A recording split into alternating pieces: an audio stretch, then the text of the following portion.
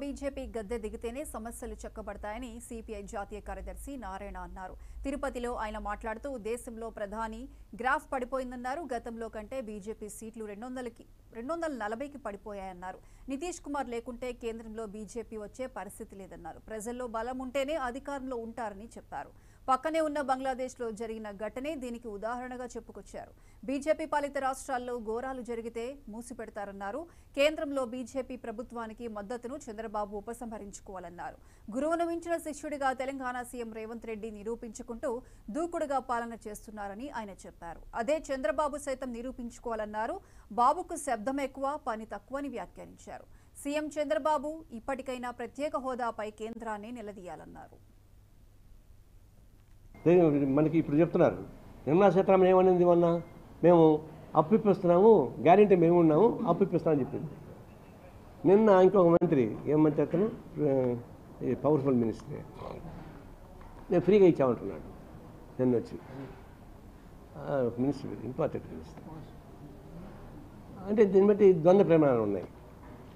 నువ్వు ప్రత్యేక హోదా కావాలి ఎందుకు అడగమని బిచ్చం ఎందుకు అడుగుతున్నావు? నువ్వు రాజాలాగా ప్రత్యేక హోదా అడగబోయా, నీకు అన్నీ నీ కాళ్ళ ముందుకు వస్తాయి అని మేమంటుంటే బిక్షాన్ని దేశీ అని పాత పెట్టుకుని తిరుగుతున్నాడు. నేను తిరుగుతున్న అలవాటు కదా, ఈ బొచ్చులు పెట్టుకుని తిరిగే అలవాటు ఉంది కదా, ఆ బుద్ధి పోయినట్టే కనపడ్డా.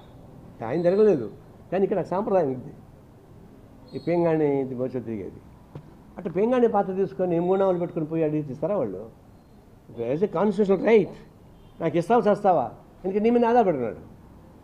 మీ మీద ఆధారపడిన ప్రభుత్వాన్ని కూడా నువ్వు గట్టిగా అడగకపోతే ఇంకెవరి కోసం నువ్వు ఉన్నావని? తెలుగు ప్రజల కోసం ఉండవా?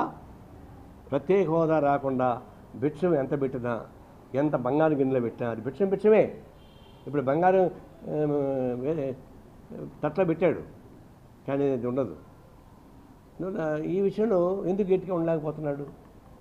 ఏం కొంపలు మునిగిపోతాయి? ఏం మునిగిపో ఆయన ఉండుతాడు కావాలంటే, మీరు కానీ గట్టిగా ఉంటే. అందువల్ల ఈ విషయంలో చంద్రబాబు నాయుడు మెతకవయ్యి కాకుండా ఇప్పుడు జరిగిన పరిణామాలను దృష్టిలో పెట్టుకొని వెంటనే కేంద్ర ప్రభుత్వానికి తన మద్దతును ఉపసంహరించుకొని డిమాండ్ చేస్తాం. బిగ్ బాస్ పైన మా ధోరణి ఒకటే, అది ఒక హీన సంస్కృతికి ప్రతీక. అలాంటి హీన సంస్కృతి ప్రజానికానికి పోవడం కరెక్ట్ కాదు. దాన్ని బ్యాన్ చేయమని కోరుతున్నాము. అది బాంబే రెడ్ లైట్ లాంటిది బిగ్ బాస్. కొంతమంది అడిగారు, నాగార్జున తప్పించి బిగ్ బాస్ చేయబోతారని అన్నారు.